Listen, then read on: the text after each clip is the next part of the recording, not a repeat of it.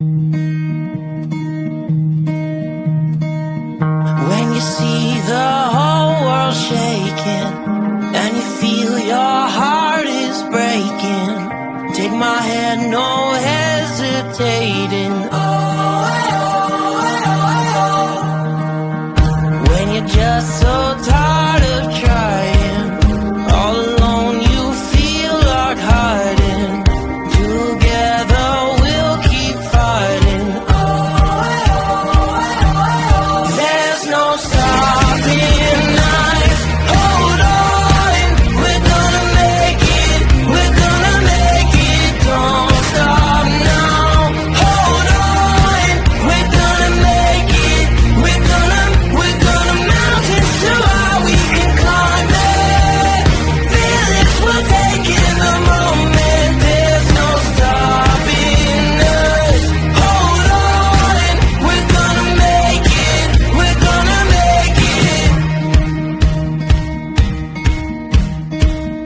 Can you see the sun is shining like a new hope? Feel it rising, coming over the horizon.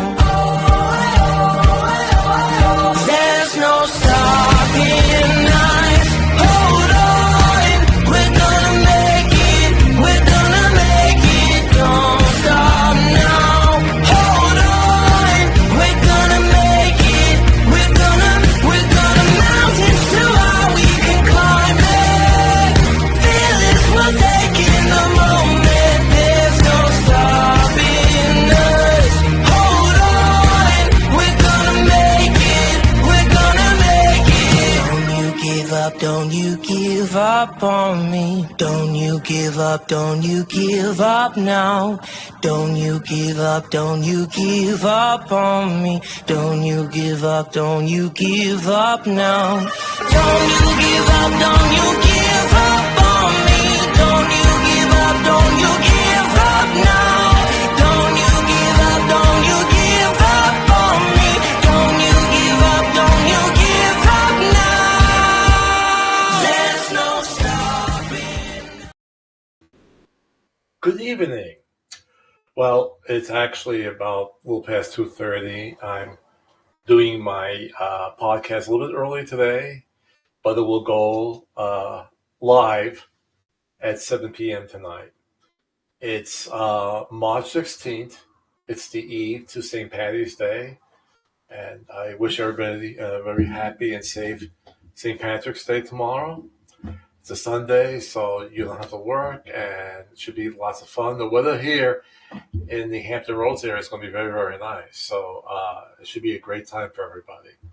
So this is my weekly podcast, Real Estate with Mr. G, where we talk about current events in the real estate and mortgage industry.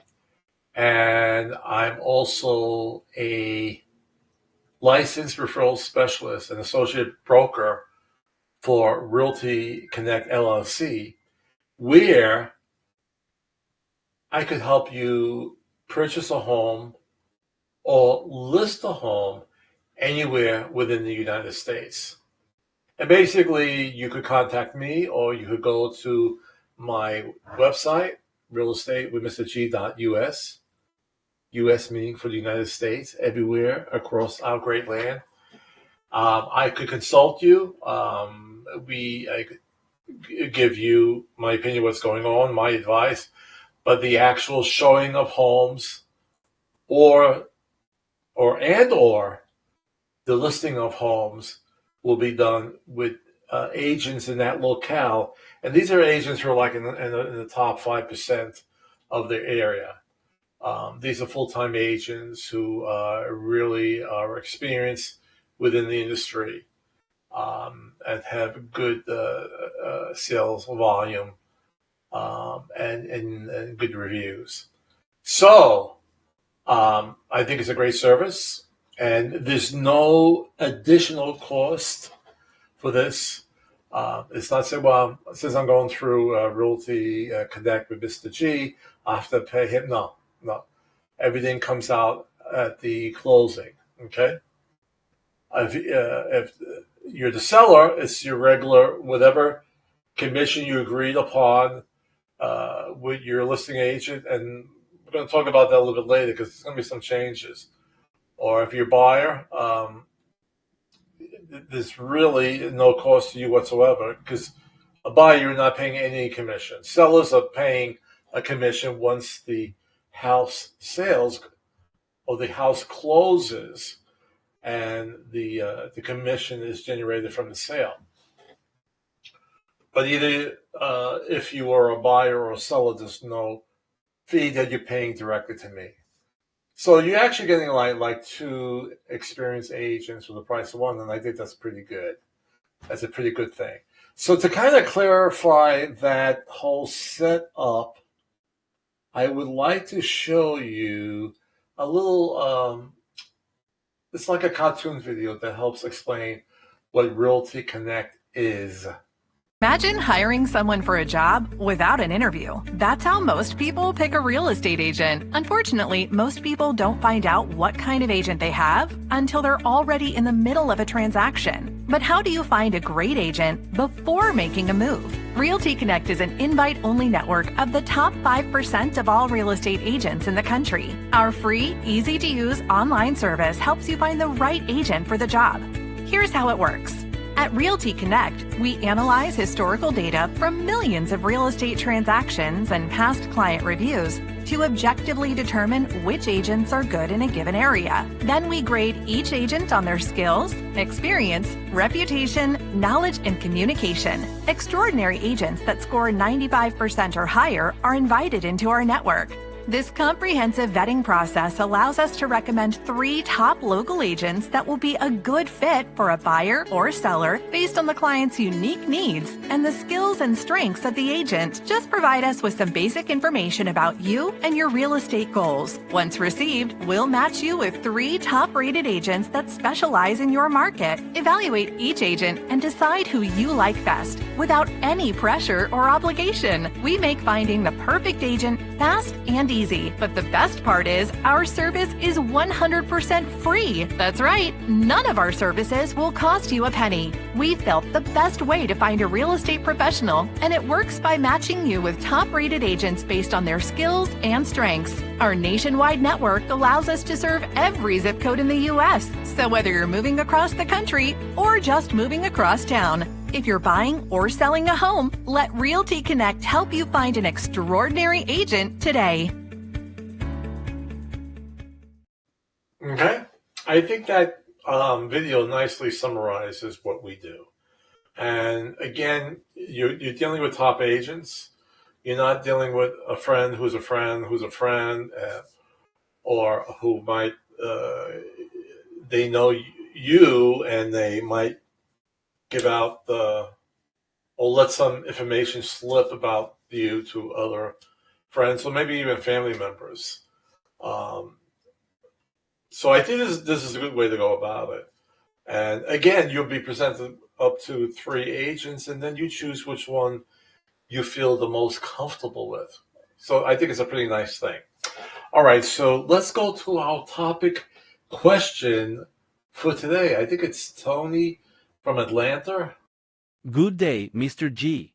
Thanks for having me on your worldwide video podcast. I want to list my home. Can you describe the various housing markets that are out there, and should I list my house now? Any suggestions will be most appreciated. I truly enjoy your weekly podcasts and watch and listen to them with my entire family. Blessings to you, your family, and all your descendants. That was very nice. Thank you, Anthony. And blessings to you and your family as well. Probably the majority of my video podcasts will be directed more to the buyer. And we kind of like leave the seller out, quite a few times, because just it seems like the majority of the podcasts and the articles on my blog are geared to the buyer. And the buyer, it's when you think about that, what the buyer needs to know about the whole purchasing process, all the steps involved, and the biggest hurdle is getting pre-approved. And and then for them to learn about home values and appraisals and home inspections. So this kind of more on their side. This, I'm not saying this less to do with the sellers, but the sellers, you're already an experienced home buyer because you bought a home. So now you're putting it on the market. So the most important item with sellers is that they price their house correctly, right? That they really truly have the market value of the house, that it's not too high, which would perhaps scare away or keep a lot of potential buyers from your house. And if it's too low, where you're really getting a lot of people seeing it, but now you're not receiving your full potential on it because you're selling it too low. So, like I said, I mean, I don't want to say this less stress for the seller, but the buyer has to go, especially if they're excuse me, if they're first time buyers. There's a lot that they have to learn. But this podcast will deal with the sellers and if it's a good idea to put it on the market. We're going to talk about that first, and then I'm going to bring in some very recent news that came in about the real estate market, and it may affect, or probably will affect, prices. And maybe in a good way, because home prices are pretty high right now. So, and that keeps away a lot of buyers too, because again, they might not be eligible for a mortgage with extremely high prices right now. But we're going to get to that in a second. So let's get this up on the screen. All right. There we go. Why today's seller's market is good for your bottom line.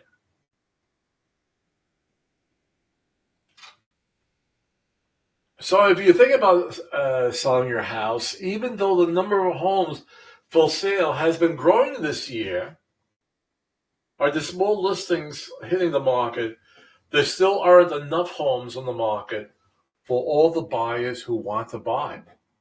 Okay? So what does that mean for you? To keep it simple, it's still a seller's market, but this is how it works. A neutral market is when supply and demand is balanced.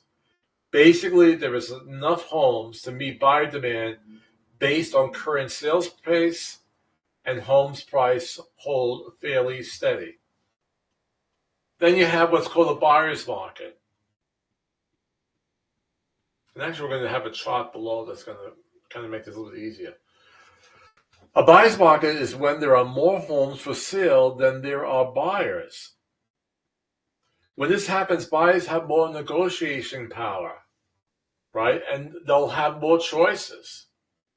And if there's a lot of choices out there for the seller to capture you, to keep your interest, they might offer you more nice things. They may offer you to give you seller concessions that you could either maybe pay down your mortgage point, all right? To help you pay for your closing costs and or your down payment, all right? Well, let me say more for your closing costs, okay? Because you really need to show proof of your down payment actually before you have a deal. But if they give you money, then that could be applied to either or. So it gives you more buying power. And to win you over, they may perhaps even lower the price of the house. But we really haven't seen that in a while, where they actually lower the price. They they might be more reasonable with repairs at request on the home inspection. During COVID, when there were a lot of buyers and not that many homes, basically well, in the beginning, buyers weren't even having a home inspection.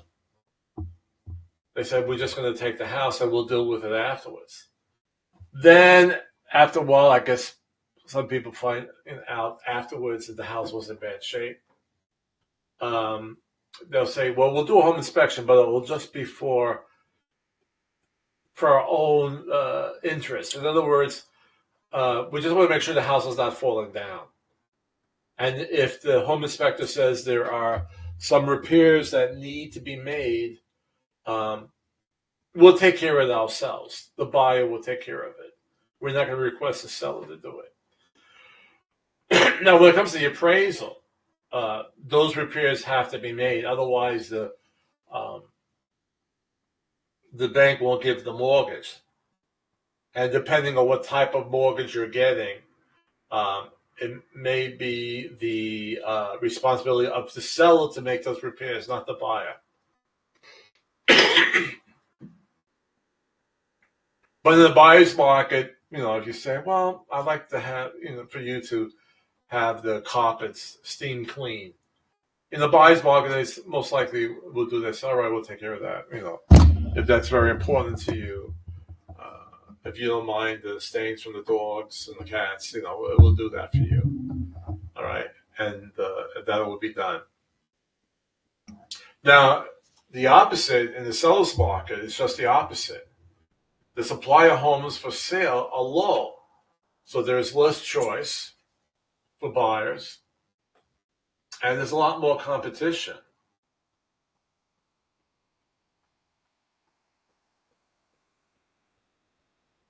And there are then bidding wars. And if there are bidding wars, the buyer actually has to make a very attractive offer. And sometimes, or a lot of times, it's going to be above the asking price of the property. So if a property is $300,000, they say, well, I'll give you $310,000. And there's usually a signed agreement saying, I'll pay you the $310,000, even if the house appraises at $300,000. And I only could get a mortgage for the amount that the bank appraises it at. So if it's $300,000 and I made an offer of $310,000, I can't finance the $310,000, so I got to give you $10,000 in cash at closing. So there's some good things about it. There's some bad things about that as well, because that's one of the reasons why we have these exorbitant prices right now, because people have done that. You see, once that closes, that sale, right, where they bid perhaps $10,000 over the asking price, well, that becomes then a comp, right? So the next seller that puts their house on the market and they hire a listing agent and they want to get the value of the homes that were sold in that area, and now they'll see that it's up $10,000, and then most likely, if the house is similar to that one, the listing agent will list it at that $310,000, where maybe a couple weeks ago it was worth $300,000. So the seller makes off, very, very well. The listing agent makes off very, very well because it sold for more money, and both as well as the buyer's agent. But it leads to this inflation. And maybe I'm getting a little bit off course here, but you could a price of a car, a car is still something we need. But let's say if you're buying, paintings, very well-known, famous paintings, and someone sold one that was by this artist. So if they had, if they made more than one, that price goes up, right? And then there's a person out there who wants to buy it doesn't affect anybody else, right? If if one painting is 300,000, then all of a sudden it was sold at 310 or 300 or 350, it doesn't really affect people personally. I mean, the people who are able to bid on these high price items, they have lots of money, right? So if they're competing and they have to go another $10,000 above, it's all right, okay? But when this happens in real estate, it hurts people who are trying to buy homes, and they were set for this price range, for homes in this price range, and all of a sudden the median price is going up another 10,000, another 20,000, and now the bank said, "Well, I approved up to 300,000, but we can't go over that." So it begins to knock a lot of people out of the ballpark, and that's not a good thing. And that's a whole other conversation. I'm sorry. Uh, there's some feelings I have about the real estate market that needs to change, but we'll do that. We'll do that afterwards. I mean, I'll have a separate podcast just for that. But anyway, here's the chart. So here on the top, you have the buyer's market. And in that situation, it may take a listing greater than 7 months to sell. A neutral market is 6 to 7 months. And by the way, even most homes, unless there's really something wrong with the home, or it is the country is going through bad economic times, 6 to 7 months is a long time. And I mean, I've had listings that it went a little bit over 6 months, but it wasn't a lot. Usually, even in a good market, and it could be a buyer's market, I would say between 3 to 6 months. So I don't know if I completely agree with this chart as for the number of months. But one thing is true in the seller's market, and it's really giving you here where they say 3 months supply. I really believe that. If a seller's market, I mean, during COVID, people were putting it on the market, and the next day it was in contract. So it wasn't even going for 30 days, maybe just a little bit over 30 days, depending on what type of mortgage the person was going for.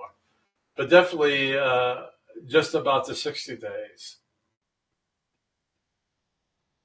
But to say 3 months supply in the seller's market, I guess that's a good amount. That covers everything. So that's pretty correct.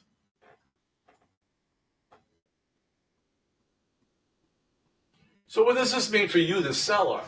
The market is still working in your favor. So lean on your agent, lean on the scheduler on how to get your house listed ready and how to price it competitively. It should get a lot of attention from eager buyers. And you probably will get multiple offers. And this one big quote here from a recent article from Ramsey Solutions. A seller's market is when demand for homes is higher than the supply of homes. And that's still the case right now. If you're planning to sell your house, you can expect to sell it fairly quickly for close to your asking price. As long as your asking price is realistic for the current market. Okay? So the bottom line is still a good time for sellers to list their homes. Now, one thing I want to just throw in about this selling quickly, the homes that really sell quickly are the ones that are turnkey ready, meaning the seller has really done a great job with fixing the house up. Maybe they painted, maybe they steamed all the carpets, They polished all the floors. They've updated their kitchens and their bathrooms. And it's really just the new buyer just has to take the key, open up the door, and move in. Those are the ones that go really, really quick. If your house has not been updated, maybe within the last 10 years, it needs painting. Just don't think, anybody's going to go for it because it's a hot seller's market. No, people are still a little picky. All right, so you do, you might not want to if your bathroom or your kitchen wasn't updated in the last 10 years, you might just leave it as is. But you're not going to get the price that perhaps another comp did that had the updated bathroom or kitchen. So that's why it says that as long as your asking price is realistic for the current market and dealing with the comps. That's the tricky thing with comps, because you could do a search and all right, it's a 3-bedroom, 2.5 baths, it's 1,600 square feet. I'm gonna do a 1 mile radius around the house there. That's going to be listed and see what comes up. And then you're going to get a whole bunch of listings. But then, for the listing agent to do a great job, they really have to look at the photos of each house. Okay? And for instance, if your listing, if the listing that you're doing this work for hasn't had the bathrooms or the kitchens upgraded, all right, and you see others that, everything else matches except for those upgrades, and they're going for $320,000, you really can't list it at $320,000. All right, you have to look at the homes that have not been upgraded, or you have to figure out, what's the price without those upgraded bathrooms or kitchens or whatever. Should I, if that one was $320,000, should I make mine $300,000? And you can speak to the appraiser on that, just saying, what are you giving for updated bathrooms and updated kitchens? And then you just knock it down that price. So it's very, very tricky to do it. And you really need, more so on the listing side, a lot of people think, well, the listing agent, they just have to put it on the market and it's easy money. But it's not, because, there's so many reasons why an appraiser may give a completely different valuation to the home that you listed than what you thought. And I've had that happen. One person lowered the price of the house because it was next to a 7-Eleven that, and it had a sandwich place. And I thought that would be a plus, right? And they said, well, you have that right next door. A lot of these places get robbed and things happen there. And he thought it wasn't a good idea. And I thought it would be a plus. I'm from the city, If I'm near I'm part of the older generation now. I showed homes, or actually they were rentals, where in one situation a young man was living there, and I said, I was having an open house, and I said, how's the stove working? Any problems with it? He goes, I don't know. So what do you mean I don't know? He goes, I never put it on. I said, you lived here for a year. You never made a dinner on it or made some coffee? He goes, no, there's a bodega right downstairs. All right, bodega in the city is your local family-owned grocery store, right? And they have coffee downstairs. I think it was open 24 hours. He goes, and I always have takeout. He never cooked. So I thought, being right next to a 7-Eleven, that's they were originally called 7-Eleven because they opened at 7, closed at 11, but now they're open 24 hours. So to be able to get something to eat, 24 hours a day would be a plus. The appraiser thought it wasn't a good idea. So it's very, very tricky. Again, it's not easy doing listings. And then if the house is not being shown, then the sellers get upset with you, and there's actually more stress on the listing side. So you gotta when you do your listings and you do your comps, you really have to do your due diligence. So anyway, I have a nice little let's see here. I think this is a nice, here it is. A nice video that kind of like nicely does like a summary of what we just talked about.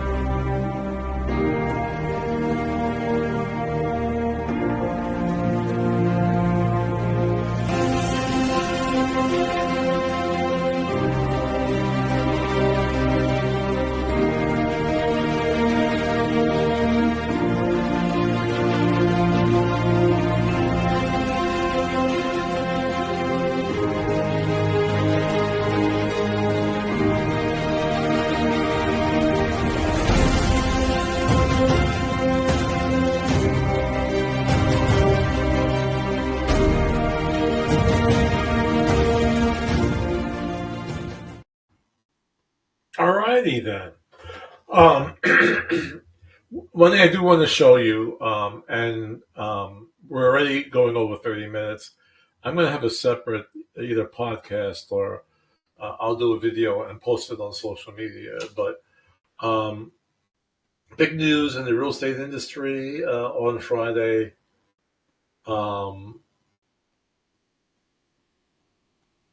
Chaos consolidation opportunity. Experts weigh in on what the National Association of Realtors settlement means for the industry. So there were lawsuits. It was actually with certain real estate companies, but I guess because they were realtors. And the bottom line was that the sellers was saying, we put together a 6% commission. 3% will go to my seller's agent. Well, they're worth it, but I have to pay for the buyer's agent too. Okay, because if it's 3%, I'm sorry, if the commission is 6%, in most situations, 3% goes to the listing agent, right, or the listing agent's company, brokerage house, and the other 3% goes to in the industry we say the selling agent, but it's actually the selling is the buyer's brokerage house. And sellers were saying, well, why have to pay for their services? They should pay for it. So there were a lot of cases that went and followed suit. And we're going to see a change in the structure of deals starting. It looks like when this settlement is going to be approved, it's going to be in July. And things will change after that, where now the seller could say, I want to make sure my house is sold. They'll still do the 6%, but they might do 3% and say the buyer's agent, they have to work out something with the buyer. So people who are using, or I should say buyers who are using an agent will then have to say, well, I'm going to use your services, I'm going to have to pay you. And that may not necessarily be 3%. I mean, if you're looking at let's say, again, a $300,000 property, right? That's going to be $9,000. And if your agent shows you a house and you just went today to look at homes and you fell in the first one, you loved it, are you going to pay them $9,000? It's going to be very, very different. Now, I spoke to some other realtors where they said, well, we could still keep it at 3%, and then they could see if they could finance the $3,000 into their mortgage. Meaning, let's say the house, the price of the house was $300,000, and then they'll take out. Now, there's always down payments. Let's say the mortgage was going to be $300,000, but they're going to say, all right, I'll take out a mortgage for $9,000, so $309,000. But again, it gets a little tricky because the house has to appraise for that amount. So if the house appraised for $305,000, the bank is not going to give you a mortgage for $309,000. Now, if it does, you could take then that additional $9,000 and use it to pay your buyer's agent at closing. So it's going to get a little tricky. I think there's going to be some good things about it, because one of the biggest complaints among many real estate agents, and I'm going to be honest with you, for a while I was doing this, and I had a second job. I was substitute teaching, but I wasn't substitute teaching every day. I just, in the days that real estate was going slow and I had some extra time, I did it. So I had a second job, but it wasn't like something I had to go to every day. I could do it when I wanted. So I'm not knocking people who have second jobs, but really, to be honest, when you get deeply into real estate, it's really a full-time position. You really can't do it. I mean, you could do it, but you're going to say, well, this is going to be a home inspection. I got to work, so I got to go ask if I could find an agent who will open up the house, or all of a sudden the buyer wants to see down the property and you're at your other job. So there's a lot of, and hopefully you have a real estate company where the other agents are very flexible and they'll work with you. But then, of course, you have to reimburse them, and that's usually at closing. So it's going to weed out the real part-timers, or the ones who say, all right, let me go for my license, and I'll automatically become a millionaire because I'm becoming an agent. And then I find out you really got to work hard to be successful in real estate. So I think it's going to weed out a lot of the part-timers, the ones who think they could get rich very, very quickly. And the other thing I'm going to say, I think buyers should pay for their services, because the majority of my buy transactions were really good. I had one or two clients who really drove me nuts. But I think they should pay for their time with you. I mean, or the time you're giving them. And they'll keep buyers from, a lot of times, people call on a listing and they call you, and it's like, and as a agent, I say, I could show you any property you see, but they still, if they see another property and it's by another agent, they'll call them, and they don't understand how the business works. Basically, once you get established with one real estate agent, you could just stay with that one agent. You don't have to go to every listing agent to look at the property. In fact, it's better because you'll have buyer's representation, right? Where your buyer's agent will protect you and work in your best interest. So I think there's some good things about it, but you're going to have a group of people or buyers that say, well, if I got to pay for a buyer's agent, I don't think I need their help. I'll do it on my own. But that means that they're going to have to put together the contract. They're going to have to arrange, to get, well, they need to get pre-approved on their own, but they have to get all this paperwork done and do the home inspection and stuff. It's going to be tricky. Well, a lot of things are up in the air because it's a gigantic change within the industry. Well, anyway, now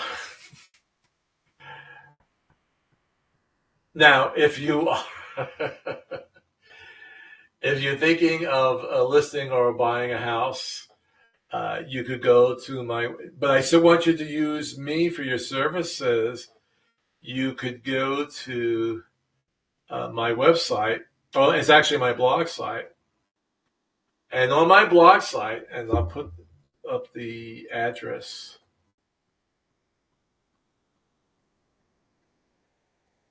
You go to realestateWithMrG.blog/resource-materials. And you could download, and this just came out. These guides come out quarterly. So right now we have the spring things to consider when selling your house. And then we have the things to consider when buying a house, right? And they actually updated with this nice new one here. It's the first time. It used to be geared for millennials, but no matter what, if you're millennial buying you're a first-time home buyer, and guide to buying your first home, and you could download them and read them for free. There's no cost, but still contact me for either your purchase or your listing. All right, so I just wanted to do a little tribute to St. Patty's Day, since that's tomorrow. So I'm going to do my sign off now. I think I did everything I wanted to do. Yeah. Okay. So let me get rid of this. D. Okay. And let's make me nice and big again. All right. So tomorrow's St. Patty's Day. It's going to be a beautiful day.